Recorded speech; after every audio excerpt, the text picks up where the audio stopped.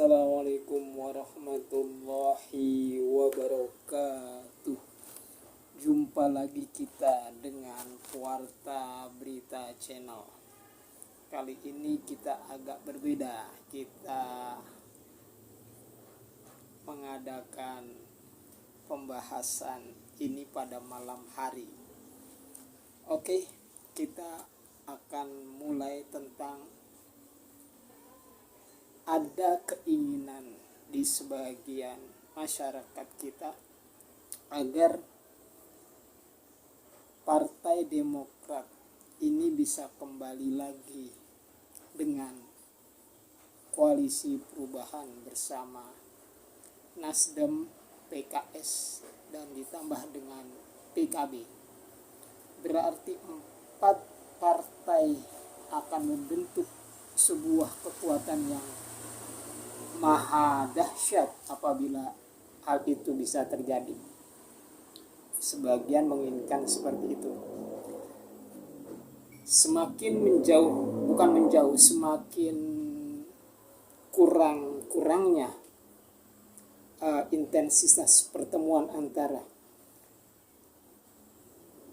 Nasdem dan PKB di satu sisi dan PKS di sisi lain, ini juga membuahkan tanya, ada apa dengan PKS? Kita coba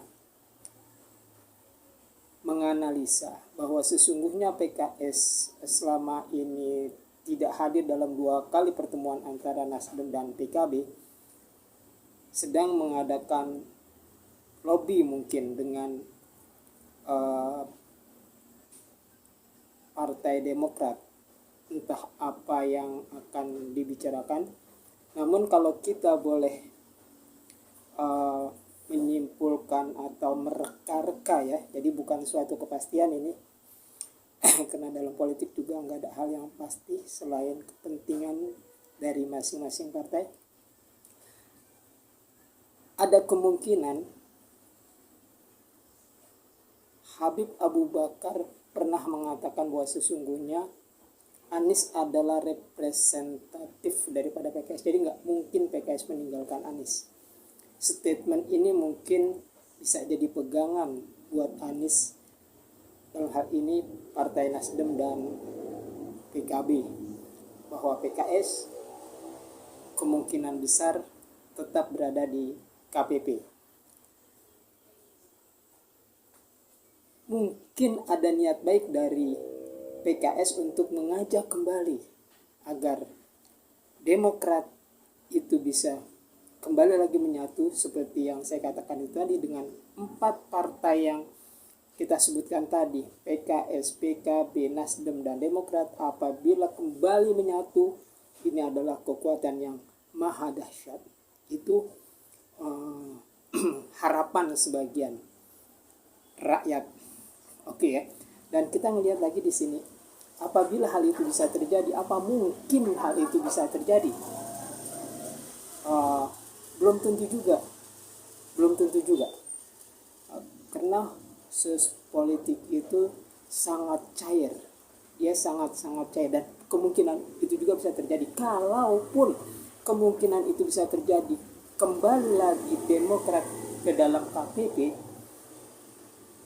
akan ada semacam power sharing, pembagian kekuasaan yang ya sepertinya akan disetujui oleh keempat partai tersebut.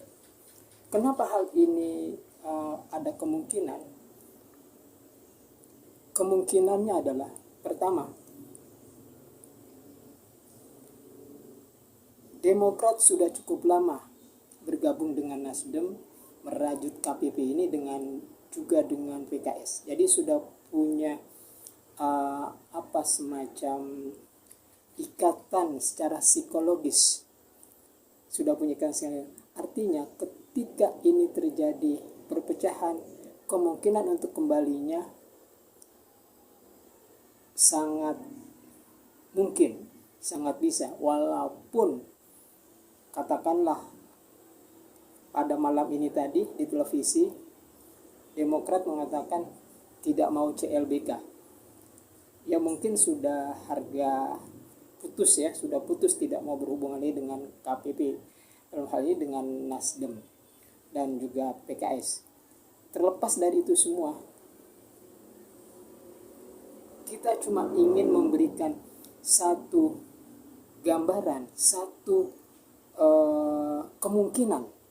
Apabila itu kemungkinan itu bisa bersatu lagi, kekuatan itu sangat besar. Masalah selanjutnya tinggal terjadi power sharing, dan yang harus diperhatikan juga, yang harus diperhitungkan juga adalah bahwa Ketua Umum Partai Demokrat ini masih sangat muda. Artinya perjalanan politiknya masih sangat panjang.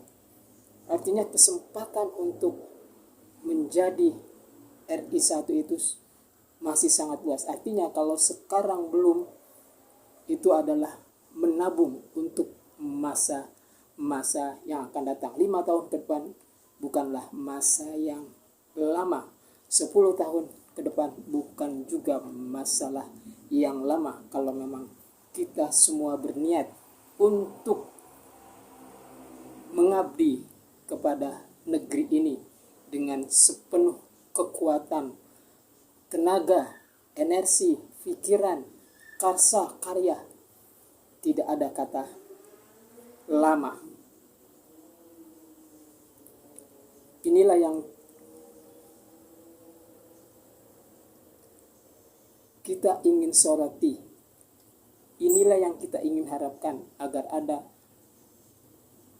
kebersatuan lagi, kebersamaan lagi. Mungkin didahului bisa saja dengan PKS mendekati Demokrat, atau Cak Imin mendekati Demokrat, atau sekalian Nasdem semuanya berkumpul. Cobalah bersilaturahmi antara Nasdem, PKB, PKS ke tempat Demokrat, atau sebaliknya, atau bagaimanalah formulanya dicari supaya terjadi lagi dialog, dan setelah dialog pasti akan ada titik temunya. Kalaupun memang harus berpisah, artinya memang Demokrat sudah yakin seperti yang dikatakan oleh salah satu juru bicaranya, tidak mau CLBK, berarti kekuatan KPP cuma didukung oleh 3 kekuatan: PKB, Nasdem, dan PKS. Bila ini tetap solid, kemungkinan pertarungan perebutan RI1 akan semakin menarik, dan kemungkinan akan ketat persaingan di antara kubu-kubu, ketiga kubu ini. Kubu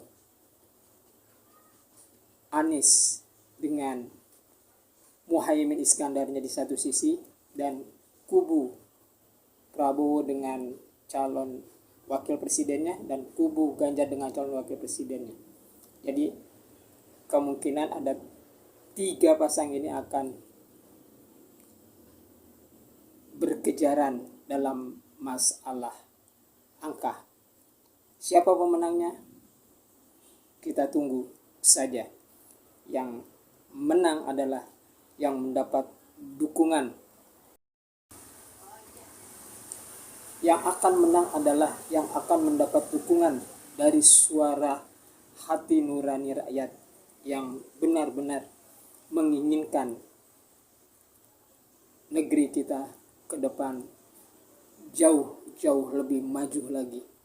Dan di usianya nanti yang ke 100 tahun di 2045, apa yang dicita-citakan dan apa yang diharapkan dengan bonus demografinya, kita akan menjadi 5 negara terbesar di dunia, insya Allah. Billahi taufiq wal hidayah. Wassalamualaikum warahmatullahi wabarakatuh. Jaga terus persatuan dan kesatuan bangsa. Jangan ada perpecahan karena pemilu ini. Pemilu adalah hal biasa, seperti halnya Pemilu adalah pesta demokrasi. Jadikanlah pesta itu sebuah yang menggembirakan, bukan sesuatu yang menakutkan. Billahi taufiq wal hidayah. Wassalamualaikum warahmatullahi wabarakatuh.